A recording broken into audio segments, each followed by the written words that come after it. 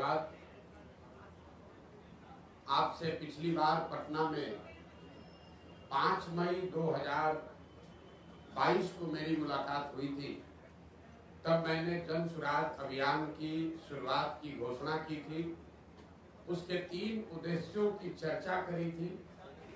आज उसके करीब 2.5 वर्ष हो गए और उसका एक महत्वपूर्ण पड़ाव 2 अक्टूबर 2024 को पूरा होने जा रहा है। जैसा कि आप में से कुछ साथियों को याद होगा, यात्रा के 3 उद्देश्य बताए गए थे। यात्रा में हम लोगों ने कहा था, पहला उद्देश्य ये है कि बिहार के गांव-गांव जाकर लोगों को ये बताना, समझाना कि किस तरह से वो अपने और अपने बच्चों की जिंदगी को सुधार सकते हैं। दूसरा ये उद्देश्य था कि लोगों को मजबूरी में जानते बूझते हुए भी गलत व्यक्ति को, गलत दल को वोट न करना पड़े, विकल्प के अभाव में वोट न करना पड़े। इसके लिए लोगों की मदद से एक नया दल, एक नया विकल्प बनाना। और तीसरा उद्देश्य ये था कि बिहार के विकास के लिए अगले 10 वर्ष में बिहार देश के 10 अग्रणी राज्यों में शामिल हो, इसका ब्लूप्रिंट बनाना।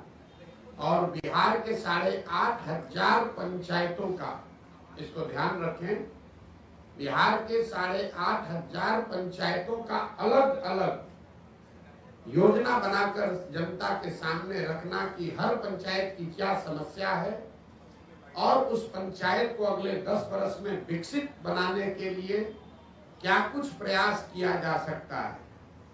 हर पंचायत में 800 से 1200 नए रोजगार के अवसर कैसे पैदा किए जाएंगे, हर पंचायत में बच्चों के पढ़ने की व्यवस्था को कैसे सुधारा जाएगा, और हर पंचायत में खेती को, जो बिहार में कमाने वाली खेती है, उसको कमाने वाला खेती कैसे बनाया जाएगा।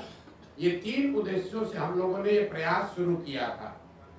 2 अक्टूबर 2022 को मैंने गांधी आश्रम भितिहरवा पश्चिम चंपारण से चलना शुरू किया है।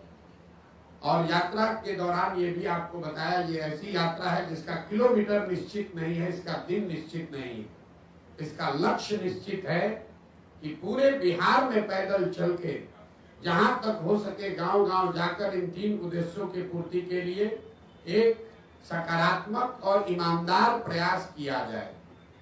अभी तक मैं करीब 60% बिहार ही घूम पाया हूं।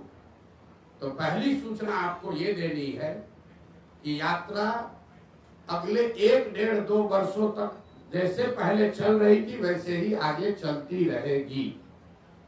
जब जो बिहार की जनता को मैंने आश्वासन दिया है, दल बनने से या दूसरे उद्देश्यों के पूरा होने से यात्रा नहीं रुकने वाली है। 2 अक्टूबर जब दूसरा उद्देश्य जो इसका दल बनाने का था, उसकी परिणति 2 अक्टूबर को हो रही है। 2 अक्टूबर को दल बन रहा है, लेकिन यात्रा 2 अक्टूबर के बाद भी, अभी मैं सुपौल अररिया में हूँ, वो आगे चलता रहूंगा, चाहे उसके लिए 1 वर्ष लगे या 2 वर्ष लगे, यात्रा में कोई रुकावट नहीं आएगी। दूसरे उद्देश्य को लेकर आपको ये सूचित करना चाहते हैं कि 2 अक्टूबर को अभी तक के प्रयासों के आधार पर, उसके परिणाम स्वरूप 2 अक्टूबर को बिहार में एक नए दल, नए विकल्प के तौर पर जन सुराज, एक नया राजनीतिक दल आपको देखने को मिलेगा। 2 अक्टूबर को आपको ये भी पता चलेगा कि इस दल का नेतृत्व किन लोगों के हाथ में होगा। 2 अक्टूबर को इस दल के नाम की, इसके संविधान की और इसके नेतृत्व की घोषणा जन सुराज से जुड़े हुए हजारों कार्यकर्ताओं, साथियों, इसके बनाने वालों के सामने, मीडिया बंधुओं के सामने इसकी घोषणा की जाएगी। और जैसा कि मैंने पहले बताया था, जन सुराज दल जब बन रहा है तो ना मैं उसका नेता था, ना मुझे उसका नेता बनना है। बिहार की जनता ने गांव-गांव में घूमकर जिन लोगों से हम मिले हैं, समाज को मथ कर जिन लोगों को निकाला है, एक प्रयास किया है कि बिहार के सामने ऐसे लोगों का नेतृत्व आप दिया जाए जिसमें प्रशांत किशोर से जो आदमी बेहतर है, जिसकी काबिलियत, जिसका जज्बा, जिसका चरित्र, जिसकी ईमानदारी, जिसके अंदर बिहार को सुधारने का मादा हर उस व्यक्ति में जिसमें प्रशांत किशोर से ज्यादा है, वो आपको इसके नेतृत्व में दिखेगा। तो 2 दिन और अगर आप इंतजार करेंगे तो आपको पता चलेगा कि 2 अक्टूबर को जन सुराज की लीडरशिप काउंसिल में किन लोगों का चयन हुआ, किन लोगों को जनता ने बताया, और साथ ही पार्टी के अध्यक्ष की घोषणा भी 2 तारीख को की जाएगी। जो मैंने विकास की योजना जारी करने की बात कही है, हर पंचायत की योजना जारी करने की बात कही है, वो इसका तीसरा पड़ाव है जो फरवरी या मार्च में उस काम को फरवरी मार्च तक पूरा कर लिया जाएगा। और पटना के गांधी मैदान से आपके सामने, आपके माध्यम से जनता के सामने, बिहार की जनता के सामने बिहार के अगले 10 साल के विकास का, बिहार के हर पंचायत के विकास का मॉडल और पूरा खाका यहाँ पर रखा जाएगा, जिसमें हम सिर्फ आपको ये नहीं बताएंगे कि बिहार से पलायन रुक जाएगा, आपको ये भी बताया जाएगा कि वो पलायन को कैसे रोका जा सकता है, ताकि उस योजना को आप पढ़ें, उसको देखें, उस पर चर्चा करें, उस पर सवाल उठाएं, और अगर आपको उस योजना में विश्वसनीयता दिखे तभी उसको आप अपनाएं। तो ये फरवरी के अंत या मार्च के पहले हफ्ते में पटना गांधी मैदान में जन सुराज का, बिहार को सुधारने का जो प्रयास है, जो अभियान है, जो योजना है, जिसको बनाने में बिहार की जनता के साथ साथ गांव से जो हम लोगों ने जानकारी इकट्ठा की, उसके साथ साथ आपके जानकारी के लिए बता दूं कि देश के करीब देश विदेश में 200 से ज्यादा बड़े बड़े विशेषज्ञ, जिनमें से ज्यादातर लोगों का नाता बिहार से है, वो चाहे अमेरिका में है, ऑस्ट्रेलिया में है, इंग्लैंड में है या देश के अन्य हिस्सों में है, ऐसे 200 से ज्यादा लोगों ने बिहार में होने वाले इस प्रयास में अपना योगदान देना स्वीकार किया है, और इस विजन डॉक्यूमेंट को, बिहार की योजना को बनाने में उन्होंने अपना योगदान दिया है। तो आपकी उत्सुकता के लिए 3 बातें फिर से समराइज कर देता हूं। प्रशांत किशोर की 2 साल से चलने वाली पदयात्रा पहले की माफिक ही वापस वैसे ही चलती रहेगी। सुपौल और अररिया में मैं हूं और आगे वहां से किशनगंज जाऊंगा, उसके बाद कटिहार, फिर पूर्णिया, फिर भागलपुर, मुंगेर, जमुई होते हुए दक्षिण बिहार के इलाके को कवर किया जाएगा। दूसरी घोषणा ये है कि 2 अक्टूबर को जन सुराज विधिवत तौर पर, औपचारिक तौर पर एक राजनीतिक दल के तौर पर उसकी घोषणा की जाएगी। 2 तारीख को दल के नेता, संविधान और नेतृत्व की भी घोषणा की जाएगी। उनसे आपको मुखातिब भी कराया जाएगा ताकि आप उनसे सवाल कर सके, उनकी पृष्ठभूमि की जांच कर सके, और अगर उसमें कोई गलती व्यक्ति आ जाए तो बिल्कुल उस पर टीका टिप्पणी भी करें और हमसे सवाल भी उठाएं। और तीसरा जो मैंने आपको बताया कि जब दल बन जाएगा, 6 महीने अभी हमको और लगेंगे, तो बिहार के विकास का जितने लोग सवाल उठा रहे हैं कि प्रशांत किशोर कह रहे हैं, जन सुराज वाले कह रहे हैं कि 1 साल में पलायन रोक देंगे, तो 1 साल में पलायन के रोकने का पूरा खाका बिहार की जनता के सामने रखा जाएगा कि उस पलायन को कैसे रोका जाएगा। अगर जन सुराज में हम लोग कह रहे हैं कि 15 साल से कम उम्र के हर बच्चे के लिए अगले 5 से 7 वर्षों में विश्व स्तरीय शिक्षा की व्यवस्था बनाई जाएगी, बिहार को फिर से ज्ञान की भूमि के तौर पर स्थापित किया जाएगा, तो उसका पूरा योजना बनाकर आपके सामने जारी करेंगे। और अभी तक मेरा जो 2 साल का पदयात्रा का अनुभव रहा है और आगे की योजना के बारे में अब आपके जो सवाल है, मैं आपके सामने बैठा हुआ हूँ। आप स्वेच्छा से अगले 1 घंटे तक जो कुछ भी सवाल चाहे वो पूछ सकते हैं। आप सबका फिर से बहुत बहुत धन्यवाद। अब आप सवाल कर सकते हैं। प्रशांत जी, आपको धन्यवाद आपकी यात्रा के लिए जो सफल यात्रा रही, जो हम लोग देख भी रहे, लेकिन साथ में ये जानना चाहेंगे कि आपका इंटेंशन मुस्लिम की तरफ बहुत बढ़ा हुआ महसूस हो रहा है, मुसलमानों का आपकी तरफ बढ़ा हुआ इंटेंशन लग रहा है, इसमें सच्चाई क्या है? मेरा झुकाव बिहार की जनता के प्रति है, बिहार की जनता के प्रति झुकाव है। और बिहार में 18-19% मुसलमान भी रहते हैं, तो मेरा 1/5 हिस्सा 20% झुकाव मुसलमानों के लिए भी है। अगर जन सुराज में 100 लोग अगर आकर इसको साथ में बना रहे हैं, तो उसमें 20% मुसलमान की भी भागीदारी, हिस्सेदारी होनी चाहिए। उसमें 35% अति पिछड़ों की भी भागीदारी होनी चाहिए। 19% उसमें दलित भी होने चाहिए। 15% 14% सवर्ण भी होने चाहिए। 15% यादव समाज के लोगों का भी भागीदारी होगी, और बाकी जो समाज है उनकी भी। हम लोगों ने ये कहा है कि जिसकी जितनी संख्या है उसको उतनी भागीदारी दी जाएगी। तो पत्रकारों ने ये समझ लिया कि ये तो पहले से जो दल कह रहे हैं वही बात प्रशांत किशोर कह रहे हैं। नहीं, आप इस बात को समझ लीजिए, जन सुराज में जगह पाने का एक और एकमात्र क्राइटेरिया है काबिलियत। बिना काबिलियत के आप जन सुराज में कोई जिम्मेवारी की जगह नहीं पा सकते हैं। लेकिन अगर जगह है 100 और 1000 आदमी काबिल हैं, तो कैसे उन 100 का बंटवारा होगा? उसके लिए मैंने कहा कि हर काबिल आदमी किसी न किसी जाति या समाज का है, और हर समाज में काबिल आदमी है। तो जन सुराज का ये प्रयास है कि हर समाज के काबिल आदमी को ढूंढ कर निकाला जाए, और उस समाज की जितनी संख्या है उस समाज के उतने काबिल लोगों को जन सुराज में शामिल किया जाए।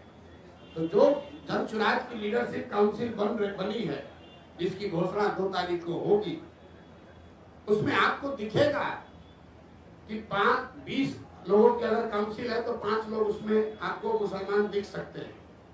लेकिन वो इसलिए नहीं 5 होंगे कि वो 5 मुसलमान हैं, वो इसलिए होंगे कि वो 5 सबसे काबिल व्यक्ति हैं जो मुसलमान भी हैं। उसमें 5 दलित समाज के लोग भी होंगे, लेकिन वो इसलिए नहीं होंगे कि वो दलित समाज के हैं, वो इसलिए हैं कि वो बिहार के सबसे काबिल चरित्रवान लोग हैं, जिनको समाज ने चुना है, जो दलित भी है। उसमें 15% लोग यादव समाज के भी होंगे। वो इसलिए नहीं होंगे कि वो यादव है, वो इसलिए होंगे कि वो यादव समाज, वो बिहार के सबसे काबिल यादव समाज के लोग हैं। और यही तो 2 बरस से हमारा आपको ये वादा है, बिहार की जनता को जो हमने वादा किया है कि ईमानदारी और शुद्धता में कमी नहीं आएगी। बाकी आप हमसे कुछ भी गलती हो सकती है, इस प्रयास के ईमानदारी और शुद्धता में कमी नहीं आएगी। और उसका पहला पैमाना, पहला कसौटी था कि मैं पैदल चल रहा हूं कि नहीं। आप में से कई लोगों ने कहा कि पैदल चलने से क्या होता है, प्रशांत किशोर तो बिजनेसमैन है, कितना दिन चलेगा। लेकिन मेरा बड़ा से बड़ा विरोधी भी ये नहीं कह सकता है कि 2 साल से मैंने ईमानदारी से अपना चलना पूरा किया है कि नहीं। गांव में ही रहे हैं, गांव में चले हैं। और इसी बिहार में जहां मुखिया बन जाने के बाद भी आदमी कहने लगता है कि हमको बहुत, हमारे जान पर खतरा है, बिहार में जान का खतरा है, बिना बाहुबल के राजनीति नहीं कर सकते हैं। आप में से जिन लोगों ने भी जन सुराज की यात्रा देखी है, इतनी बड़ी व्यवस्था है, लेकिन इसमें एक सिपाही और हवलदार ना पहले दिन था, ना आज है, ना आगे होगा। मैं गांव के सरेहों में ही सोया हूं, और आज तक ये बिहार की जनता की काबिलियत है, उसका कैरेक्टर है कि मैं आपको कैमरे पर बता रहा हूं। चाहे जिस किसी समाज के गांव में मैं गया हूं, मुझे लोगों ने उतना ही सम्मान दिया है, प्यार दिया है। मुझे किसी कुत्ते ने भी नहीं काटा है आज तक। 2 बरस से हम लोग पैदल चल रहे हैं। तो जितने लोग कहते हैं कि राजनीति के लिए बाहुबल चाहिए, तो हम लोगों ने ये करके दिखाया है कि बिहार में आपको राजनीति करने के लिए बाहुबल नहीं चाहिए। दूसरी कसौटी इसकी ये होगी कि मैंने कहा था कि मैं इसका नेता नहीं बनूंगा। लोगों ने कहा अरे अभी तो कह न रहे हैं, देखिएगा यही बनेंगे। तो 2 तारीख को आपको दिखेगा कि प्रशांत किशोर जब तक पदयात्रा जो कर रहे थे वही वापस 2 के बाद भी करते नजर आएंगे। 2 तारीख को नया नेतृत्व बिहार से घोषित कर देंगे। तीसरा मैंने ये कहा था कि जिस आदमी को भी इसका नेतृत्व चुनकर देंगे वो आदमी प्रशांत किशोर से ज्यादा काबिल आदमी होगा।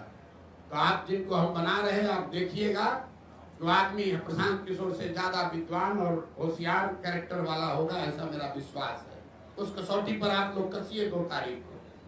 और फिर जब यहाँ का एजेंडा जारी करेंगे मार्च में, तो आप सारे विद्वान लोगों से मैं आग्रह करूंगा कि 2 महीना तक जिसको भी जिस विषय की जानकारी है आप पूरी तरीके से उस बात का अध्ययन करके सवाल कीजिए कि क्या 1 वर्ष में बिहार में पलायन रोकने का वादा पूरा किया जा सकता है कि नहीं।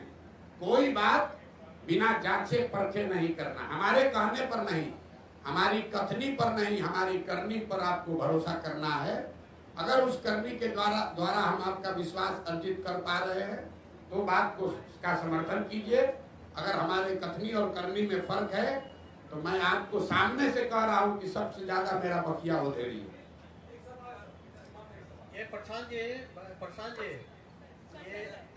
और चीज, 1 मिनट, किसी ने यहाँ कहा कि प्रशांत किशोर एसी वाला टेंट लगाकर चलते हैं। तो प्रेस कॉन्फ्रेंस हमने टेंट में इसलिए रखा है कि इसी टेंटों में हम लोग 2 साल से रह रहे हैं। तो मैं चाहूंगा कि यहाँ आप ये प्रेस वार्ता के बाद इस टेंट का मुआयना भी कीजिए और बिहार में जो भी अपने को जमीनी नेता मानता है मैं उसको चुनौती दे रहा हूं कि इसमें 7 दिन रहकर पैदल चल के दिखाओ, तब बताते हैं कि तुम्हारा कितना कैरेक्टर है और कितना जमीन पर काम कर सकते हैं। इस कैंप का वीडियो बनाकर जारी कीजिए और खुली चुनौती दे रहा हूं कि इस कैंप में 7 दिन रहिए। जिसको ये 5 स्टार दिख रहा है, आप सब साथी यहाँ बैठे हैं, बढ़िया मौसम है बाहर, 15 मिनट में पसीना छूट रहा है। इसी टेंट में हम लोगों ने जाड़ा भी काटा है, बरसात भी देखा है, और मैं अकेले नहीं हूँ। 2500 बिहार के बच्चे, 2500 बिहार के बच्चे ऐसे 20 कैंपों में बिहार में रह रहे हैं, इसी कठिन परिस्थिति में रह रहे हैं, गांव गांव जा रहे हैं। और हम लोगों ने 50 बच्चों के साथ शुरू किया था, आज 2500 पदयात्री, उनका प्रयास, उनका परिश्रम, उन पदयात्रियों का संकल्प प्रशांत किशोर से ज्यादा है। क्योंकि प्रशांत किशोर तो फिर भी मीडिया में आ रहे हैं, बोल रहे हैं, उन बच्चों को आप देख नहीं रहे। वो बच्चे नेमलेस हैं, फेसलेस हैं। 2500 बच्चे अपना घर परिवार छोड़कर रात दिन इन कैंपों में रह रहे हैं। और नेता यहाँ पटना में बैठ के कहता है प्रशांत किशोर एसी के टेंट में रहता है, जरा आके रह के देखो। 5 दिन यात्रा शुरू किया था सब जन यहाँ के नेताओं ने, कब शुरू हुआ कब खत्म हुआ पता ही नहीं चला। ये प्रशांत जी, ये प्रशांत जी राजनीतिक रणनीतिकार सलाहकार से आप बिहार की बात किए, उसके बाद जन स्वराज अभियान आपने चलाया, तो आप बता रहे हैं कि नेतृत्व किसी और को सौंपेंगे। तो वैसी स्थिति में प्रशांत किशोर की जन स्वराज में आगे क्या भूमिका रहेगी, किस तौर पर वो जाने जाएंगे?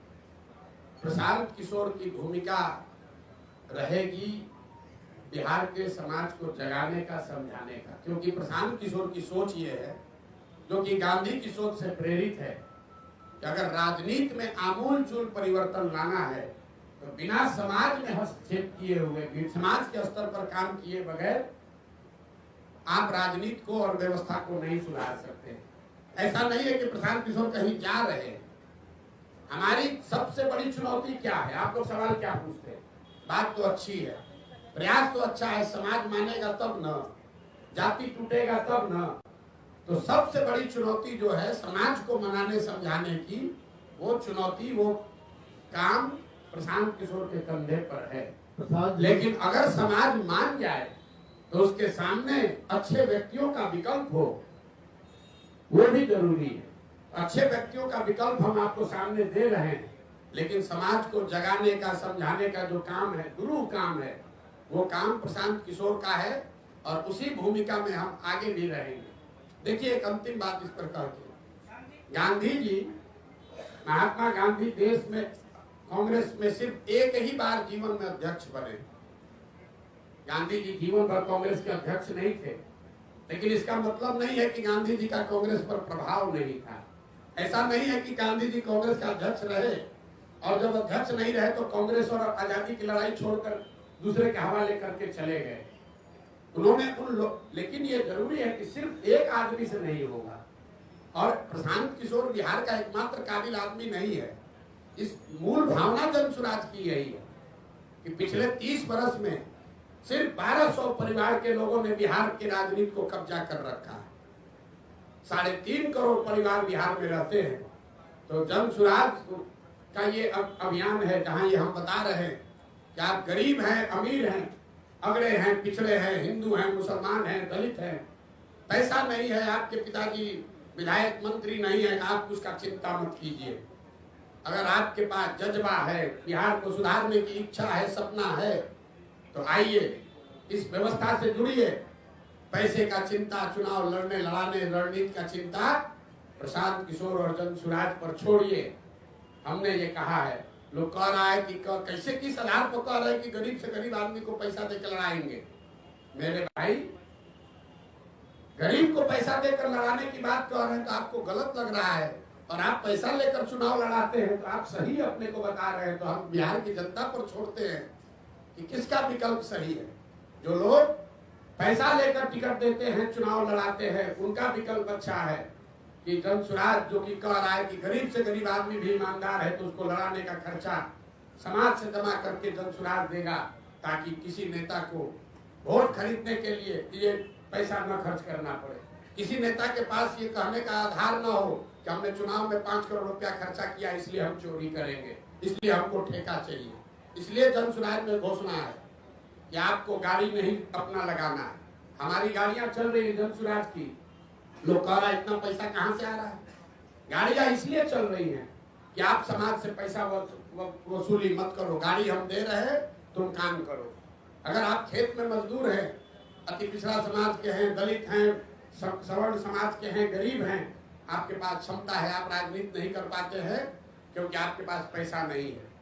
आपको घर में मजदूरी करनी है, अपने बच्चों का पेट पालना है, आप में क्षमता ज्यादा है लेकिन आप राजनीति नहीं कर सकते। जनसुराज कह रहा है तुम राजनीति करना चाहते हो, हम साधन देते हैं, राजनीति करो, ताकि ये परिवारों का दबदबा खत्म हो और धर्म के आधार पर, जात के आधार पर जो लोग ठेकेदारी कर रहे हैं, ठेकेदारी कर रहे हैं, इनका वर्चस्व खत्म किया जाए। प्रशांत जी, आप अच्छे लगता है, अच्छे सामाजिक कार्यकर्ता हम लोग देख रहे हैं, त्रिपुरा आंदोलन में है, जेपी के बाद हमें लगता है कि आप कुछ कीजिएगा बिहार में। ये बताइए नीतीश जी पे क्या खूबी और खराबी हो गई जो आप उनको छोड़ दिए, और अभी तो लाए थे उसको? नहीं, नीतीश जी को हम नहीं लाए थे। नीतीश जी को 2005 में बिहार की जनता लेकर आई थी।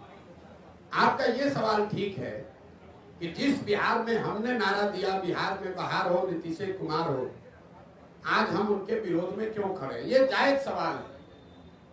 2000 यहाँ बैठे हुए हर व्यक्ति और आपके जरिए बिहार की जनता को ये बताना चाहते हैं कि 2014 के नीतीश कुमार और 2024 के नीतीश कुमार में जमीन आसमान का फर्क है।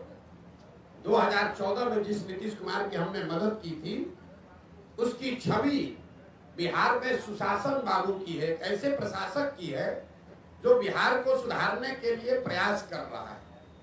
बिहार बहुत अच्छा नहीं हुआ था, लेकिन सुधार की एक प्रक्रिया शुरू हुई थी, लोगों का एक विश्वास बनना शुरू हुआ था कि बिहार में भी शायद सुधार हो जाए। आज जिस नीतीश कुमार का मैं विरोध कर रहा हूं, वो नीतीश कुमार है जिसके लिए गांव-गांव में लोग कह रहा है कि भैया बिहार में लालू का जंगल राज, अपराधियों का जंगल राज देखे थे, ये नीतीश का जो राज है ये अधिकारियों का जंगल राज है। यहाँ बैठा हुआ हर पत्रकार जानता है कि ये पूरी व्यवस्था, पूरा सरकार चंद अधिकारी, कोई विधायक मंत्री भी नहीं चला रहा है। आपको कैमरे पर कह रहे हैं, कोई विधायक मंत्री नहीं चला रहा है, चंद अधिकारी, वो भी सेवानिवृत्त अधिकारी सलाहकार बनकर बैठ गए और पूरे 13 करोड़ लोगों के भाग्य विधाता बनकर बैठ गए हैं। ना वो उनका नौकरी है, नौकरी से रिटायर हो चुके हैं, जनता ने उनको चुना नहीं है, और पूरे बिहार को 4 अधिकारी मिलकर चला रहे हैं। नाम आपको पता है, नाम लेकर हम उनको ग्लोरीफाइड नहीं कर रहे हैं, लेकिन आपके जरिए जरूर बताना चाह रहे हैं कि 13 करोड़ बिहार के लोगों का भविष्य सेवानिवृत्त 4 अधिकारी मिलकर नहीं तय कर सकते हैं। बिहार की जनता को इतना मूर्ख मत समझिए, चुनाव आने दीजिए, कोई नहीं बचने वाला। प्रशांत जी, एक सवाल है, प्रशांत जी, अरे सुन लीजिए आप, मैंने एक पहलू बताया तो उस प्रशासक का मैं विरोध कर रहा हूं जिसने पूरे बिहार की जनता का भविष्य 4 सेवानिवृत्त अधिकारियों के हाथ में कर छोड़ दिया है। जिस नीतीश कुमार की 2014 में मैंने मदद की थी उसमें राजनीतिक मोरालिटी थी। नीतीश कुमार गैसल पश्चिम बंगाल में, आप में से कुछ लोगों को याद होगा, एक रेल दुर्घटना हुई थी। नीतीश बाबू तब रेल मंत्री थे, 200 से ज्यादा लोगों की मृत्यु हुई। नीतीश कुमार ने रेल मंत्री पद से वाजपेयी की सरकार में इस्तीफा दिया था। मैंने उस नीतीश कुमार की मदद की थी। आज जिस नीतीश कुमार का विरोध कर रहा हूं वो नीतीश कुमार है कि कोरोना के काल में हजारों लोग मर गए, उनकी मृत्यु हो गई, लाखों बच्चे, पूरे कोरोना से पूरे देश में संकट आया, लेकिन जितना कष्ट बिहार के लोगों को हुआ उतना कष्ट किसी को नहीं हुआ। लाखों बच्चे बिहार के रोड पर मारे मारे फिर रहे थे और आपको मालूम है नीतीश कुमार बंगले से नहीं निकले, इसलिए नीतीश कुमार का विरोध कर रहे हैं। तीसरा, नीतीश कुमार का इसलिए विरोध कर रहे हैं कि 2015 में 14 में नीतीश कुमार चुनाव नहीं हारे थे। लोकसभा में उनके दल को चुनाव लोगों ने हराया था, उनके दल को 2 MP मिला था। नीतीश कुमार के पास 117 विधायक थे, उनको बहुमत था, फिर भी उन्होंने पद छोड़कर मांझी जी को मुख्यमंत्री बनाया था कि भाई जनता का विश्वास हम पर नहीं है तो दूसरे को मुख्यमंत्री बनना चाहिए। आज उस नीतीश कुमार की मैंने मदद की थी। आज जिस नीतीश कुमार का विरोध कर रहे हैं वो नीतीश कुमार है जो चुनाव हार गया है। 243 के विधानसभा में 42 विधायक जीता है इस आदमी का, और कभी लालटेन पर लटक कर, कभी कमल पर बैठकर ये आदमी राज कर रहा है। जिस दिन परिणाम आपके सामने खुलासा कर रहे हैं, जिस दिन 2020 का चुनाव का परिणाम आया, नीतीश कुमार अपना फोन का रिकॉर्ड जारी करे, कम से कम 3-4 बार हमसे बात किया। इस शख्स ने 3-4 बार हमसे बात किया। हमने इनको सलाह दिया कि आपको 42 विधायक आया है, मत बनिए मुख्यमंत्री, ये जनता के आदेश का उल्लंघन होगा। 6 बजे तक आप लोगों को भी जानकारी होगा, शाम में 6 बजे तक कहते रहे नहीं बनेंगे, और 6:30 बजे फिर वही जाकर मुख्यमंत्री बन गए। इस नीतीश कुमार का विरोध कर रहा हूं। तो अच्छे प्रशासक का समर्थन किया था, नैतिकता वाले राजनेता का समर्थन किया था, बिहार को सुधारने वाले व्यक्ति का समर्थन किया था। जिसका विरोध कर रहा हूं वो उसका विरोध है जो कि जिसकी एक ही प्राथमिकता बची है, किसी भी तरीके से फेविकॉल लगाकर कुर्सी पर बैठे रहो, बिहार का जनता का जो होता है होने दो। आपने कहा कि आपका जो मुकाबला है वो एनडीए से है, आरजेडी को आप कोई मुकाबला नहीं मानते हैं, तो क्या आपको नहीं लगता कि कहीं आपका ये बयान आप पर बैकफायर भी हो सकता है, क्योंकि कहीं ना कहीं एक खास वोट बैंक पर आपकी भी नजर है अगर इस स्टेटमेंट को हम देखें तो? नहीं, आप ये भाई इसके लिए कोई आपको बहुत ज्ञानी होने की जरूरत नहीं है। आप 2005 से जब से एनडीए बना है उसके बाद से आरजेडी की कोई ताकत रही नहीं है। 2005 से आप आगे का इलेक्शन का आंकड़ा उठाकर देख लीजिए तो आरजेडी को कभी, आरजेडी या उनके द्वारा बनाए गए गठबंधन को कभी जीत नहीं मिली है। महागठबंधन का एक अपवाद छोड़ दिए जिसमें हम लोगों ने मदद की थी, उसमें भी आरजेडी जूनियर पार्टनर ही था। नीतीश जी के चेहरे पर चुनाव लड़ा था, आरजेडी के नाम पर चुनाव नहीं लड़ा गया था। और अभी का लोकसभा का चुनाव देख लीजिए, इस लोकसभा चुनाव में 176 विधानसभा में भाजपा और एनडीए को बढ़त है। तो हमारा अगर मुकाबला है तो जो 176 में आगे है उससे मुकाबला होगा कि जो 50 सीट में आगे है उससे मुकाबला होगा। तो ये तो हमारे आकलन का विषय नहीं है, ये तो फैक्ट है। किसने कह दिया आपको? भाई ऐसा है, अब अपने हिसाब से कहिएगा क्या लोकसभा में कितना सीट है आरजेडी को? 2014 में आरजेडी को 5 से कम सीट था, 2014 में 0 सीट था, 2019 में 4 सीट मिला। और आप लोग बता रहे हैं बाप रे कितना बड़ा दल है आरजेडी। आरजेडी, एक बात ध्यान रखिए आप लोग, आरजेडी अपने दम पर, लालू जी से बहुत बड़े नेता हैं, लेकिन लालू जी अपने दम पर बिहार जीवन में सिर्फ एक ही बार जीते हैं, एक ही बार जीते हैं। दोबारा बिहार की जनता ने लालू जी को बहुमत नहीं दिया है। तो एक बड़ा दल का ढोंगा बिहार के दूसरे कोने में जाकर बताइएगा, हमको मत समझाइए। कितना उनको दम है वो हमको मालूम है। और वो दम का आधार क्या है? दम का आधार यह है 18% मुसलमान, जिसको आप 20 बरस से डरा रहे हैं कि अगर हमको वोट नहीं दोगे तो भाजपा आ जाएगी। आपने मुसलमानों के लिए किया कुछ नहीं, उसको भागीदारी नहीं दी, उसको हिस्सेदारी नहीं दी, उनके बच्चों के पढ़ाई की चिंता नहीं की, उनको लालटेन में किरासन तेल बनाकर जला रहे हो, रोशनी अपने घर में कर रहे हो।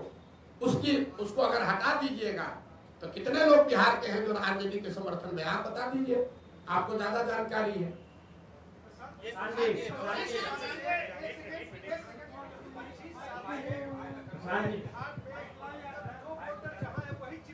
जी 25 साल से जो वोटर जहाँ है वही चिपका हुआ है, या तो वो लालजी को वोट दे रहा है या फिर नीचे कंपनी को या भाजपा को।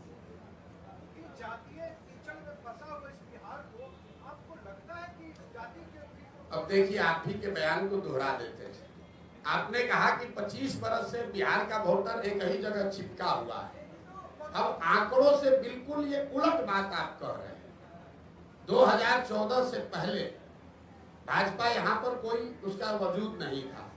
14 में भाजपा नीतीश कुमार से अलग हटकर अपना गठबंधन बनाकर 30 से ज्यादा MP जीत गया, तो कैसे वोटर चिपका हुआ है। 84 में इसी बिहार की जनता ने कांग्रेस को पूर्ण बहुमत दिया, 89 में जनता दल को जिताया, 95 में लालू यादव को जिताया, 2000 के बाद लालू जी और किसी को गठबंधन नहीं दिया, 2014 में मोदी को जिताया, 2019 में 40 में 39 सांसद NDA को जिता दिया, इस बार फिर 30 दिया है। और आप कह रहे हैं कि भाजपा वोटर कीचड़ में फंसा हुआ है। अगर कीचड़ में फंसा होता तो लालू जी, कांग्रेस 84 के बाद से यहाँ 0 पर कैसे आ जाती? लालू जी 54 में 53 MP जीतने वाले 0 पर कैसे आ गए? नीतीश कुमार 25 MP को 2 MP पर कैसे जनता ने उतार दिया? आप एक मिनट, अरे आइए, आपकी बात पर आ रहे हैं। पहले तो ये अपना जानकारी ठीक कर लीजिए कि बिहार में स्टैटिक है, ये ऊपर से चीजें स्थिर दिखती हैं। समंदर को दूर से देखिएगा तो बड़ा स्थिर दिखेगा, नजदीक जाकर गहराई से देखिएगा तो आपको करंट फील होगा। बिहार वो भूमि है जहां 10 बरस में पूरी राजनीतिक व्यवस्था पीछे बदलती रही है। लालू जी का वर्चस्व 90 के दौर में रहा है, 2000 आते आते लालू जी का वर्चस्व खत्म हो गया। 80 के दौर में कांग्रेस थी, 90 के दौर में लालू थे, 2000 के दौर में नीतीश कुमार हैं, 2010 के दौर में भाजपा मोदी हैं। हर 10 बरस में परिवर्तन हुआ है, आप उसको देख नहीं रहे। दूसरा, आपने कहा जाति पर वोट पड़ा है, तो आप हमको बताइए, इस बार 30 को सीट मिला है NDA को। ज्यादातर लोगों का आकलन है कि नीतीश कुमार का तो नहीं है, मोदी के नाम पर वोट पड़ा है। आप में से जो समझते हैं कि बिहार का हर आदमी जाति पर ही वोट देता है, तो जरा गिन कर बताइए कि मोदी जी के जाति का कितना आदमी बिहार में रहता है। मोदी के जाति के कितने लोग बिहार में रहते हैं? भाजपा का, मोदी का गुनाह ये है कि जिस बिहार को जातिवादी समाज कहकर लोग हंसते हैं, अनपढ़ कहते हैं, हम लोग को बेइज्जत करते हैं, उस समाज ने जातियों से ऊपर उठकर गुजरात के एक लड़के को राजा बनाया। लेकिन मोदी जी ने पिछले 12-15 साल में बिहार के विकास के लिए हमने खुली चुनौती दे रखी है 2 साल से।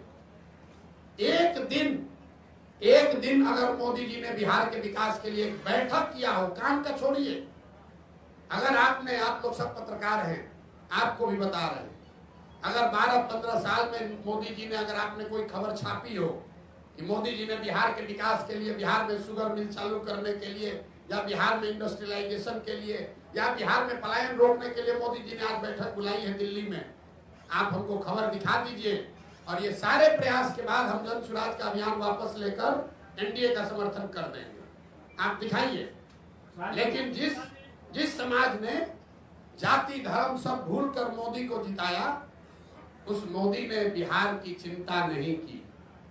जैसे, एक मिनट पूरा समझ लीजिए, बिहार के बर्बादी के जो दोषी हैं वो लालू और नीतीश हैं, लेकिन इसके असली गुनाहगार कांग्रेस और भाजपा ही है। ये क्यों कह रहा हूं मैं? लालू और नीतीश ने बिहार में सत्ता चलाया है, बिहार की जनता ने उनको एक एक बार जीवन में, लालू जी को 1995 में और नीतीश जी को 2005 में एक एक ही बार मत दिया, लेकिन लालू जी जंगल राज 15 साल इसलिए चला पाए कि चंद सांसदों के लालच में कांग्रेस के लोगों ने बिहार और बिहार के बच्चों का भविष्य लालू के हाथ में गिरवी रख दिया।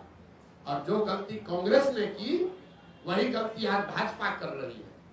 ये भाजपा वो दल है जो पूरे देश में, इसके लिए हम लोग कहते हैं कि दूसरे का दल को तोड़कर सांसद विधायक खरीद के सरकार बनाता है। बिहार में उसका 80-75 विधायक है, नीतीश का 43 है, लेकिन यहाँ सरकार नहीं बनाया। यहाँ नीतीश को बैठा दिया है ताकि हमको 12-15 MP मिलता रहे। तो भाजपा ने भी वही गलती की है जो कांग्रेस ने किया। कांग्रेस ने हम लोग के बच्चों का भविष्य लालू के हाथ में बेचा, भाजपा वाले हम लोग का भविष्य नीतीश के हाथ में बेचे हैं, और परिणाम भी वही होगा। जैसे कांग्रेस सिरे से बिहार में खत्म हो गई, लालू और नीतीश का कुछ भी हो, भाजपा यहाँ सिरे से खत्म हो जाएगी। नेतृत्व ऑलरेडी आप देख रहे हैं, भाजपा बिहार में नेतृत्व विहीन पहले से हो गई है, कुछ नहीं बचा है। देखिए किसको बनाए। ये बताइए प्रसाद जी, रुकिए भाजपा के जो यहाँ अध्यक्ष बने हैं, हम आपको आपके मन से बता रहे हैं, सुन लीजिए, उसके बाद में 1 घंटा बैठे हुए। भाजपा के जो अध्यक्ष बने हैं, बिहार के किसी गांव में चल के खड़ा हो जाए, उसमें से 10% आदमी भी नहीं कह सकता है ये आदमी कौन है। ये भाजपा के नेतृत्व का देखिए स्थिति। जो भाजपा के अभी अध्यक्ष है, उसको बिहार में 10% आदमी पहचानता नहीं है कि आदमी है कौन। अब भाजपा उनके जरिए बिहार सुधारना चाहती है। ये दिखाता है, यही काम कांग्रेस ने किया था। उन्होंने अपने नेतृत्व को खत्म करके लालू के हवाले कर दिया। तो भाजपा ने अपने नेतृत्व को, उसमें भाजपा में भी जो काबिल आदमी है उसको सबको हटा के और ऐसे लोगों को दिया है जो नीतीश का धोला ढोते रहे, उसके पीछे चलते रहे।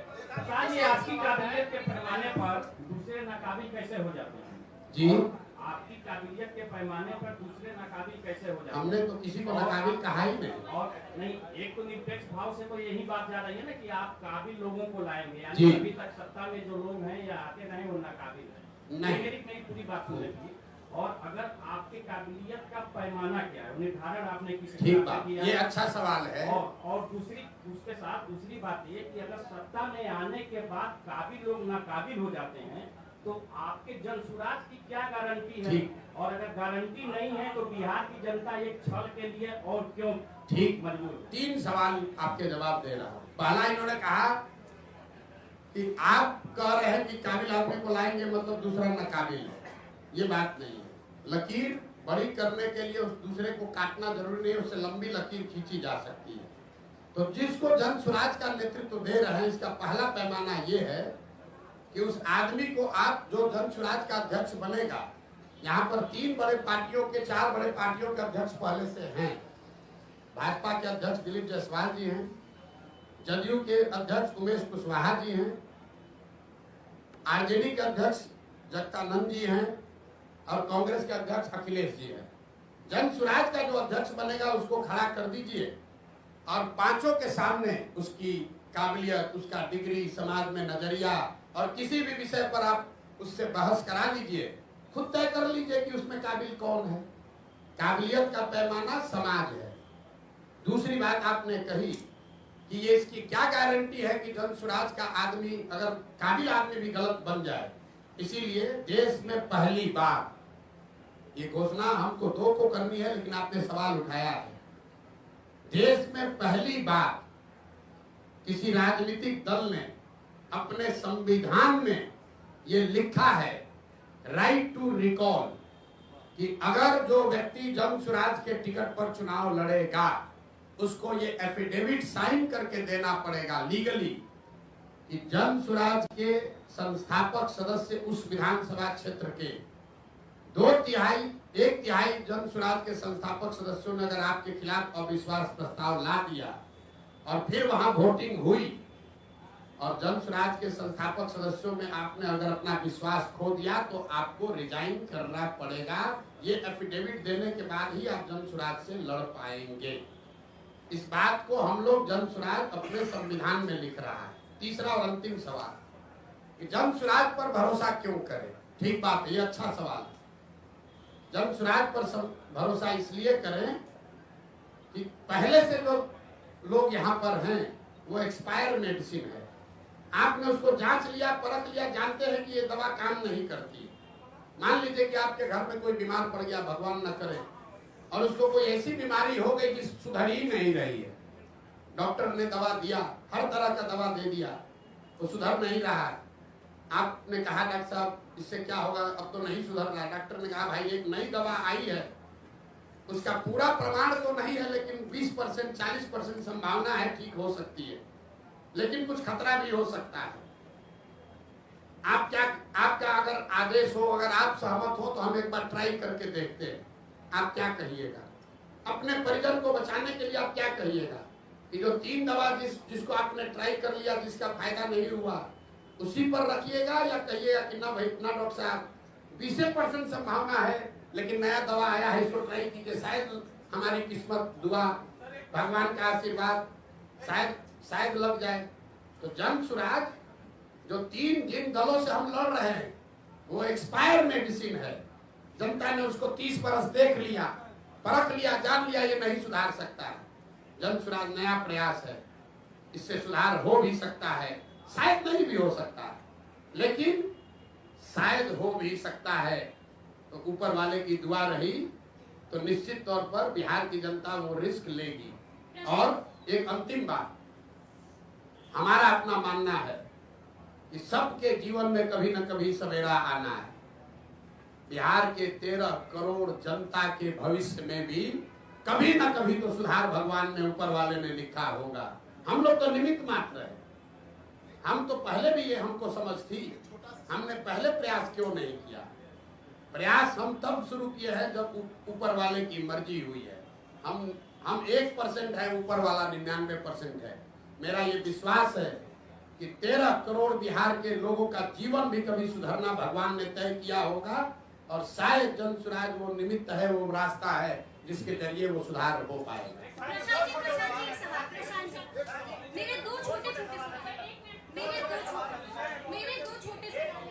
उनके भी 2 छोटे हैं, आपके भी 2 छोटे हैं।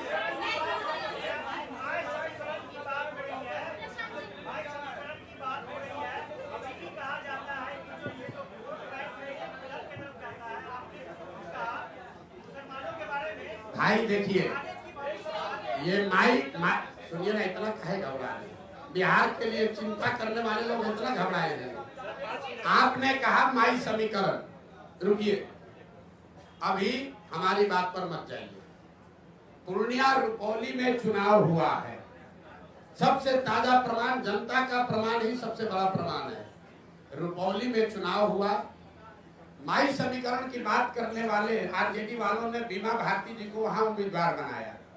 रुपौली की स्थिति से जो लोग जानकारी रखते हैं, बीमा भारती जी के अपने जाति के 35-40 हजार लोग उस विधानसभा में रहते हैं। 15,000 MY में वाई समाज के लोग, यादव समाज के लोग रहते हैं, और 45,000 वहां मुसलमान रहते हैं। तीनों मिलाइएगा तो 1 लाख हुआ।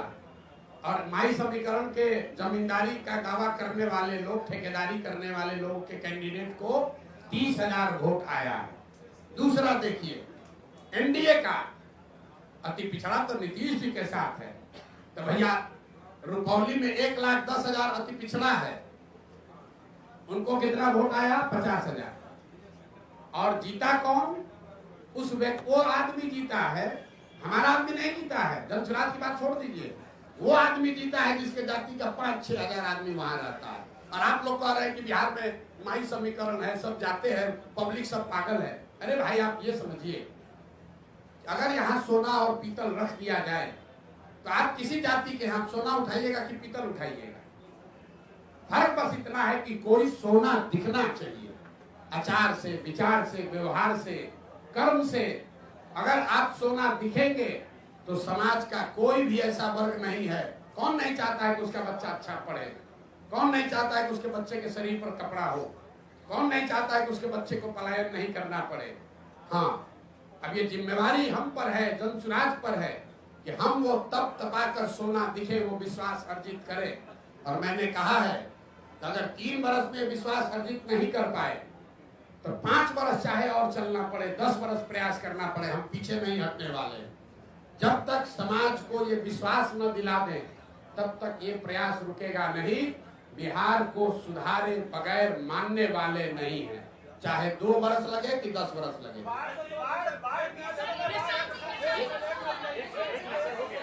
बोलिए बोलिए बोलिए बोलिए। क्या पीके जियो टीओ क्या होता है? मेरे भाई, बिहार कहाँ से कहाँ सवाल आप करते हैं। हमने दल नहीं बनाया है, हम पूरी बात अपनी बिहार के लिए।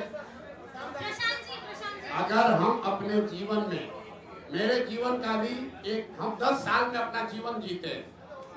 10 साल हम संयुक्त राष्ट्र संघ में थे, 10 साल जो हमने काम, और जब संयुक्त राष्ट्र संघ में बुलंदी पर थे, जब वहां बुलंदी पर थे, 35 वर्ष के उम्र में संयुक्त राष्ट्र संघ में मुकाम हासिल कर लिए, तब हमने उसको छोड़ा और छोड़कर 10 वर्ष जो काम किया, जिसको आप चुनावी रणनीतिकार प्रबंधन कहते हैं, 2011 से 2021। और जब हम उस काम में चुनावी प्रबंधन रणनीतिकार जिसको आप कहते हैं, उसमें बुलंदी पर थे, तो 2021 में उस काम को छोड़ दिए। अब मेरा अगले 10 साल का जीवन का एक ही लक्ष्य है, बिहार को देश के 10 अग्रणी राज्यों में शामिल कराना है। चाहे उसके लिए जो कुछ भी करना पड़े। हम देश दुनिया विश्व नहीं देख रहे हैं, एक ही चीज देख रहे हैं, बिहार की समस्या, बिहार के बच्चे, बिहार की पलायन, बिहार का की शिक्षा। और जैसा मैंने आपको कहा, आप चुनाव देख रहे हैं, मैं देख रहा हूं कि जब तक ये नहीं सुधरेगा तब तक बिहार में ही प्रशांत किशोर को इसी तरह से प्रयास करते रहना। विपक्ष आप पर कई तरह के आरोप लगाता है, जिसमें से एक आरोप ये है कि जनसुराज कुछ और नहीं बल्कि वन मैन शो है। इस आरोप पर प्रशांत किशोर क्या ठीक, देखिए, कम से कम विपक्ष वाले या पक्ष वाले आरोप लगाना शुरू तो कर रहे हैं। जब हमने अभियान शुरू किया था तो कहता था ये है कौन, प्रशांत किशोर कौन है। किसी ने हमको व्यापारी कहा, तो हमने मंच पर कहा, कैमरे के सामने कहा, हाँ व्यापारी हैं, सामान बेचने आए हैं, अपना विचार बेचने आए हैं, लोगों को माथा पर टोकरी लेकर घर घर घूम रहे हैं, ये विचार बेच रहे हैं कि जाति धर्म नाली गली का छोड़ो, अपने बच्चों की चिंता करो, ये विचार बेचने आए हैं। तो ये तो मान रहा है ना विपक्ष वाला कि प्रशांत किशोर को बेचने आता है। तो हम ये विचार घर घर बेच कर आए हैं कि एक बार जीवन में नेताओं की बच्चों की चिंता छोड़ दो, अपने बच्चों की चिंता कर लो, ये विचार बेचने आए। तो आज अभी पहली बार, आप लोग ध्यान नहीं दे रहे, पहली बार देश में ऐसा हो रहा है कि जो सत्ता में है और जो विपक्ष में है, दोनों के राजनीतिक कार्यकर्ता छोड़कर वहां जा रहे हैं जो अभी दल ही नहीं है। आप इसको जरा आकलन करके देख लीजिए, राजनीतिक कार्यकर्ता तो वहां जाता है जहां सत्ता है या सत्ता आने की संभावना है। जनसुराज अभी दल नहीं है और आरजेडी वाले चिट्ठी निकाल रहे हैं कि भैया लालू जी के समाजवाद का हवाला है, जो दल मत छोड़ो रे भाई, अरे यहीं पर बने रहो। भाजपा वाला, कल हमको एक भाजपा का नेता आया, कहा भैया भाजपा का कार्यालय है, बैठे हम लोग हैं, लेकिन चर्चा खाली जनसुराजे का हो रहा है। ये हमारी ताकत नहीं है, ये बिहार के लोगों की 30 वर्ष की छटपटाहट है। 30 वर्ष से भाजपा का डर दिखाकर लालू और लालू का डर दिखाकर भाजपा ने जो वोट लिया है, ये उनकी छटपटाहट है। जब बिहार के लोगों को कोई रास्ता मिल जाएगा तो ये मुफ्तखोरी जो है वो छूट जाएगी, राजनीतिक बंधुआ मजदूर कोई नहीं बचेगा। यही अभियान है और इसीलिए छटपटाहट और घबराहट है। प्रशांत जी, एक बड़ा खतरा बनकर उभरे, एक छोटा सवाल प्रशांत जी, आप एक बड़ा खतरा बनकर उभरे हैं, तो कईयों ने आपको भी संपर्क करने की कोशिश की होगी, तो प्रशांत किशोर के रोज भाई देखिए, ऐसा है, प्रशांत किशोर को बिहार में प्रयास करने की जरूरत नहीं है, हमको लोगों को संपर्क करने के लिए। देश में कौन ऐसा नेता दल है, आप लोग सब पत्रकार हैं, कौन ऐसा दल और नेता है जो सोचेगा कि प्रशांत नहीं सोचेगा कि प्रशांत किशोर को अपने साथ रख ले। भाई भूमिका हमको चाहे कुछ भी दे, इतना तो जरूर चाहेगा प्रशांत किशोर हमारे साथ रहे। तो यहाँ जब टुटपुंजिया नेता को जिसको 5000 वोट आ जाता है वो सौदा कर सकता है, तो आपको कैसे लग रहा है कि हमारे पास ऑफर नहीं आ रहा है? हमको लोग प्रलोभन नहीं दे रहे, डर नहीं दिखा रहे, लेकिन हमने जो वादा किया है कि 243 मतलब 243, 242 नहीं होगा। और चुनाव के बाद अगर 130-35 सीट भी आ जाए, ये भी कैमरे पर कहा है, तो प्रशांत किशोर उसको अपनी व्यक्तिगत हार मानेंगे कि मेरे प्रयास में कमी रह गई, हम बिहार को लोगों को नहीं समझा पाए। हमारे लिए आंकड़ा 122 नहीं है, मुकम्मल जीत होनी चाहिए, तभी मानेंगे कि हमारा ये प्रयास सफल हुआ। 130, 135 सीट अगर जनसुराज को आया तो प्रशांत किशोर की, जनसुराज की इस प्रयास की हार होगी। प्रशांत जी, इसी से जुड़ा हुआ सवाल है कि आपका आकलन बहुत सटीक रहा है, पिछले कई चुनाव में देखा गया है, और आप कहते रहे कि इस चुनाव में बिहार में या तो अर्थ पे या तो फर्श पे जी। तो अभी आपका आकलन क्या है, कितने सीट जनसुराज लेकर आएगी? और इसी से जुड़ा हुआ सवाल है, अगर 10, 15, 20 सीट बच जाते हैं बहुमत से, उस स्थिति में जनसुराज क्या करेगा? फिर से चुनाव में जाने के लिए बिहार की जनता को धकेल देगा? 130 आएगा ना, आप कहे 10-15 कम रह जाएगा, हमने 15 बढ़ा दिया। और पहले इंटरव्यू में बहुमत से 15 ज्यादा, बहुमत से 15 ज्यादा आएगा तो भी उसको हम अपनी हार मान लेंगे और आपको मौका दे देंगे कि बना लीजिए। ये कह रहे हैं, आपको स्पष्टता से कह रहे हैं, अर्श पर या फर्श पर अगर हमारे प्रयास की ईमानदारी में, शुद्धता में ताकत है, तो या तो बिहार की जनता अपने और अपने बच्चों का मुस्तकबिल बदलने के लिए हमको अर्श पर जनसुराज को बैठाएगी, और अगर उसको समझ में नहीं आया तो कोई बात नहीं है, 5 वर्ष की और तपस्या जारी रहेगी। प्रशांत जी, एक सवाल आपके जवाब से एक सवाल निकल के आ रहा है। आप कह रहे हैं प्रशांत जी आप कह रहे हैं कि 130 सीट भी आएगा तो हम हार मान लेंगे, सरकार नहीं बनाएंगे, आप बोल रहे हैं। ये कहाँ का है दूसरा लाइन? अपने से अपने लाइन को उठते हैं। मैं उसको अपने इस प्रयास के बिहार को सुधार, देखिए बिहार में सिर्फ सरकार बनने से बिहार नहीं सुधरेगा। आपने बात सुनी नहीं हमारी। बिहार तब सुधरेगा जब यहाँ 5000 अच्छे लोग मुखिया बनेंगे। बिहार तब सुधरेगा जब यहाँ पर 50,000 अच्छे लोग वार्ड सदस्य बनेंगे। बिहार तब सुधरेगा जब यहाँ 200-250 अच्छे विधायक बनेंगे। सिर्फ सरकार बदलने से, मुख्यमंत्री बदलने से बिहार नहीं सुधर सकता है। इस नजरिए से मैं कह रहा हूँ कि अगर 130 सीट आया, इसका मतलब है कि आधी बिहार की जनता भी हमसे इस विचार से, इस प्रयास से कन्विंस नहीं हुई। उस नजरिए से ये हार हुई। तो हमको और प्रयास, कम से कम 2/3 बिहार की जनता को इस प्रयास की शुद्धता और ईमानदारी पर भरोसा जब तक न हो, तब तक प्रशांत किशोर का ये प्रयास जारी रहेगा, तभी सुधार होगा। सिर्फ सरकार बनाने से सुधार नहीं होगा।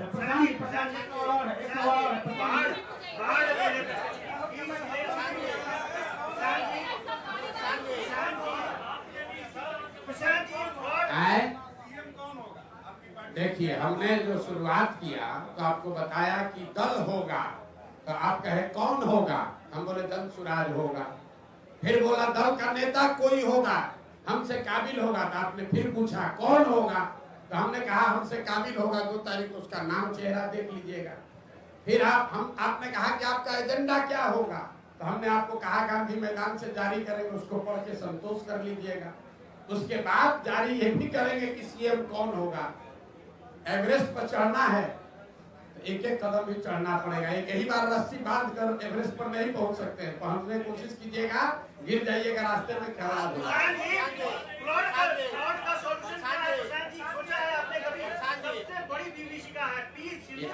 आपको कुछ नहीं समझ है। इनका जरा सवाल सुनिए।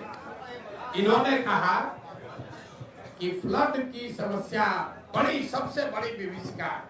सबसे बड़ी विभीषिका यहाँ के लोगों की मानसिकता, सबसे बड़ी विभीषिका यहाँ से पलायन है। अब बाढ़ पर आ जाइए।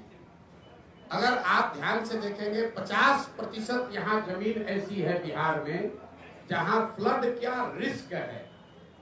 30% जमीन ऐसी है जहां परमानेंट जल जमाव है और करीब करीब 25 से 27% ऐसी जमीन है जहां सूखा है।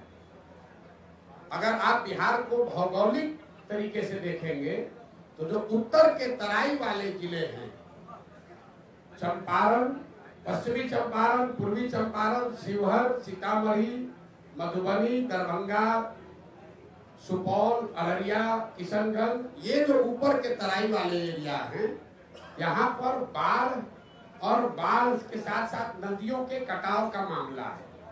जो मध्य के जिले हैं, गोपालगंज, सिवान, छपरा, वैशाली, समस्तीपुर, खगड़िया, बेगूसराय, इन जिलों में जब आप चलिएगा गांव-गांव तो आपको बाढ़ से ज्यादा जल जमाव की समस्या दिखेगी। हर पंचायत में, प्रखंड में हजारों एकड़ जमीन ऐसी है जहां पानी परमानेंट लगा रहता है। और जब गंगा के आप दक्षिण में आते हैं, जिसको आप दक्षिण बिहार कहते हैं, यहाँ पर सूखे की समस्या है, पानी नहीं पहुंच रहा है। तो जन स्वराज का जो विजन डॉक्यूमेंट जारी होगा उसमें आप बाढ़ पर कार्यक्रम नहीं देखेंगे, उसमें आप वाटर ग्रिड की बात देखेंगे कि जहां बाढ़ है, जहां जल जमाव है और सूखा, इन तीनों का एक integrated plan, Kosi plan, Gandak plan नहीं, सोन कैनाल नहीं, एक इंटीग्रेटेड प्लान हो जिसमें बाढ़, जल जमाव और सूखे को एक तरीके से एक बार एड्रेस किया जाए। उसका पूरा खाका आपके सामने रखेंगे, उसको देखिए, पढ़िए, समझिए। और आधा बाढ़ का जो समस्या है वो तो इंजीनियरों और ब्यूरोक्रेट्स के कमाई के लिए खुद किया हुआ है। आप गांव देहात में चलिए, लोग हमको बता रहे हैं भैया जो ठेकेदार है वही जाके बांध में छेद करवाता है ताकि कटे, अब बाढ़ नियंत्रण के नाम पर पैसा आए और उसमें लूट किया जाए। तो हमको फ्लड कंट्रोल नहीं करना है, हमको यहाँ जल जो यहाँ का अभिशाप बना हुआ है, इसको बिहार की एक बड़ी ताकत में परिवर्तित करना है। और एक अंतिम बात, चाइना ने आज से सैकड़ों साल पहले ये करके दिखाया है। उन्होंने नदियों का ग्रिड बनाकर बाढ़, सूखे और जल जमाव की समस्या का समाधान निकाला है। बिहार के लिए भी ये व्यवस्था कई लोगों ने कई रिपोर्टों में ये चीज पड़ी हुई है, किसी ने वैसा प्रयास नहीं किया है। तो जन स्वराज का प्रयोग, बाढ़ रोकने के लिए कोई विजन नहीं है। जल प्रबंधन, जल का समुचित उपयोग कैसे हो, बाढ़, जल जमाव और सूखे से परमानेंट छुटकारा कैसे हो, इसका विजन डॉक्यूमेंट आपको गांधी मैदान से जारी करेंगे। और हम चाहेंगे कि आप उसको पढ़िए, जरूर पढ़ के सवाल कीजिए।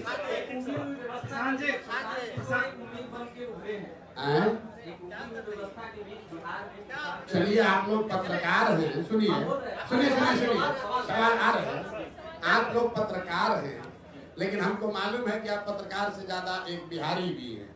और आप सवाल कुछ भी कीजिए, सुनिए, सवाल कुछ भी कीजिए, यहाँ बैठा हुआ कोई ऐसा बिहार का बंदा नहीं है जिसके दिल में ये आस नहीं है कि शायद अगर हो जाए तो बहुत अच्छा है। आप सवाल कर रहे हैं, लेकिन दिल में हमारे लिए प्रार्थना कर रहे हैं जन स्वराज के लिए कि भैया अगर ये हो जाए। क्योंकि एक अंतिम बात सुन लीजिए, बिहार की जनता तो परेशान है, ये है पत्रकारों की जो दुर्दशा है। आपकी हालत तो वो है कि आप अपना दर्द लिख भी नहीं पा रहे हैं। कम से कम बिहार की जनता का दर्द तो कोई लिख रहा है, आप बता रहे हैं, लेकिन आपका दर्द तो आप बता नहीं पा रहे हैं कि आपके बच्चों की क्या दशा है, आपकी सुरक्षा को लेकर क्या हालत है। काम में आप सवाल पूछिए। तो सबसे ज्यादा पत्रकार लोग चाह रहे हैं, जैसे समाज का हर वर्ग चाह रहा है वैसे पत्रकार भी चाह रहा है कुछ सुधार हो। जो सरप्राइज पैकेज है, हम जो कह रहे हैं कि बहुत सारे लोग ऐसे आपको जन स्वराज में दिखेंगे जिसको आपने सोचा नहीं था कि भी राजनीति में आ सकते हैं। तो उसमें पत्रकार लोग भी शामिल है। बिहार में कितना पत्रकार राजनीति में आने जा रहा है आपको पता नहीं है। प्रशांत जी, महात्मा गांधी का मेरा सवाल, महात्मा गांधी जी का तस्वीर लगाए हुए हैं, विचारों पर चलने की बात करते हैं और ये नशा मुक्ति उनका महत्वपूर्ण ये बातें थी। शराबबंदी पर आपका बयान आया, खूब वायरल हुआ है। कि शराबबंदी को हटा देंगे, उसमें सुधार की बातें नहीं की और उसको सीधे तरीके से गांधी को आप कितना पढ़े लिखे समझते हैं? ये प्रसाद जी, गांधी जी ने नहीं बात, ये महत्वपूर्ण समझ इसी लीजिए। से रिलेटेड है कि ये सवाल है आपसे। आप एक मिनट, नीतीश जी भी गांधी जी को अपना आदर्श मानते हैं, आप भी अपने गांधी जी को आदर्श मानते हैं। नीतीश जी बापू का हवाला देके और आधी आबादी का हवाला देके शराबबंदी लागू की। बोल रहे उसी पर बोल रहे हैं। पहली बात कि जितने लोग भी यहाँ गांधी के नाम पर शराबबंदी की पर सवाल कर रहे हैं, गांधी जी ने शराबबंदी को, नशा मुक्ति को सामाजिक प्रयास के तौर पर बताया है।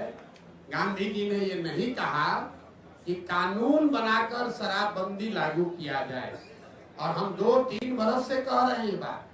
जिसको भी अपने गांधी के जानने पर दम्भ हो वो आकर हमको बताए, समझाए कि गांधी जी ने ये कहाँ कहा है कि कानून बनाकर शराबबंदी लागू किया जाए। दूसरी बात, शराबबंदी का अगर मान लो कुछ फायदे हैं भी, मान लो एक बार को, तो शराबबंदी लागू होगा तब न फायदा होगा। बिहार में शराबबंदी कहाँ है? बिहार में शराबबंदी के नाम पर शराब का दुकान बंद है, होम डिलीवरी चालू है।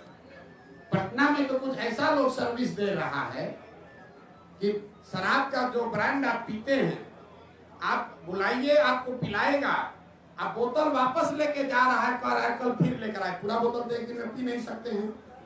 और आप अपने घर में शराब रखना नहीं चाहते हैं कि डर है पकड़ा जाएंगे। तो ऐसा सर्विस भी यहाँ पर है। आपको बता रहे हैं, आपको हमसे ज्यादा जानकारी होगा। शराब का बोतल लेकर आता है, जितना पैक पीना है पीजिए, बोतल ले जाएगा और अगले दिन फिर आपके सामने लाके बोतल खोलकर फिर देखेगा कि अभी आप ही वाला बोतल है, पूरा पेमेंट किए हुए हैं। नीतीश सुनिए, नीतीश कुमार के इर्द गिर्द बैठे हुए सारे लोग खुद ही शराब पीने वाले लोग, वो क्या बताएंगे? शराबबंदी की बात कर रहे हैं। हमने कहा है, इसको ध्यान रखिए, शराबबंदी से बिहार का हर वर्ष 20,000 करोड़ रुपया का नुकसान हो रहा है। जन स्वराज का विजन ये है कि शराबबंदी को हटाया जाए और ये 20,000 करोड़ रुपया जो मिले वो बजट में न लिया जाए। उस जैसे हम लोग रोड बनाने के लिए 50 पैसा सेस देते थे, उसी तरह शराब से आने वाले टैक्स के पैसे को बजट में न लिया जाए। उस पैसे को अगले 20 वर्ष तक सिर्फ और सिर्फ बिहार के बच्चों के पढ़ाई के लिए खर्चा किया जाए। तो शराबबंदी से अगले 12-15 वर्ष में 5 लाख करोड़ रुपया हम लोग जमा करने जा रहे हैं। आप बताइए कि ये होम डिलीवरी वाला शराबबंदी से समाज का फायदा है कि शराब की बिक्री भले हो, रेगुलेटेड हो, और उससे 5 लाख करोड़ रुपया इकट्ठा कराकर एक बच्चों को पढ़ाने के लिए विश्व स्तरीय व्यवस्था बना दी जाए, वो होना चाहिए। बिहार की जनता को तय करने दीजिए। हम पहले व्यक्ति हैं और एकमात्र राजनीतिक दल है जो कह रहा है कि शराबबंदी 15 मिनट में उठाकर फेंक देंगे। लोगों ने कहा महिला वोट नहीं देगी, न देती हो तो न दे। हम गलत नहीं बोलेंगे। लोगों ने कहा भूमि सुधार का बात कीजिएगा, सवर्ण वोट नहीं देगा। हम सामने से कह रहे हैं भूमि सुधार लागू किया जाएगा। अभी जो सर्वे हो रहा है ये भूमि सुधार नहीं है। भूमि सुधार और जमीन के सर्वे में फर्क है। हम सरकार पर अभी टीका टिप्पणी बहुत नहीं करते हैं, लेकिन आप लोग जितना राजनीतिक आकलन कर रहे हैं, ये कल किसी परसों पत्रकार ने बताया हमको, और उन्हीं का शब्द आपको कोट कर रहे हैं कि 3S, शराबबंदी, सर्वे और स्मार्ट मीटर, ये 3 आखिरी कील है नीतीश कुमार के राजनीतिक ताबूत में। ये सिरे से इनको साफ कर देगा। ये जो सर्वे शुरू कराया है, हर अंचल में लोग बता रहे हैं खतियान निकालने के लिए, अपना खतियान निकालने के लिए लोगों को 5,000 रुपया लग रहा है। जब से सर्वे शुरू हुआ है, प्रखंड के स्तर पर लोग बता रहे हैं कि 50 लाख से 1 करोड़ रुपया की वसूली हो चुकी। शराबबंदी का यही हालत है। हर प्रखंड से करोड़ों रुपया शराब माफिया और भ्रष्ट अफसर कमा रहे हैं। और स्मार्ट मीटर में गरीब के गले को दबाकर उसके घर में कहा जा रहा है तुम अंधेरे में रहो, लेकिन स्मार्ट मीटर स्वीकार करो। ये तीनों एस नीतीश कुमार के राजनीतिक ताबूत का 3 कील है जो इनको पूरी तरीके से खत्म कर देगा। अभी रोके है ना सर्वे, दम है तो जरा सर्वे करके दिखा ले। हमने सबसे पहले कहा कि 6 महीने में घर घर में झगड़ा होगा, गांव में गोली चलेगी। ये आदमी सर्वे भूमि सुधार नहीं है। जब लैंड का रिकॉर्ड ही आपके पास नहीं है तो आप लोगों से क्यों मांग रहे हैं कि वंशावली बना के लाओ? सरकार के पास खुद लैंड का रिकॉर्ड नहीं है, रजिस्टर 2 कॉम्प्रोमाइज है, उसमें हेर फेर हुई है, उसको फाड़ दिया गया, उसमें घोटाला किया गया, पैसा लेकर आपके नाम कर दूसरा नाम कर दिया। अनीता कुमारी है तो कुमारी में मुंह पर इंक गिरा दिया, डिस्प्यूट खड़ा हो गया।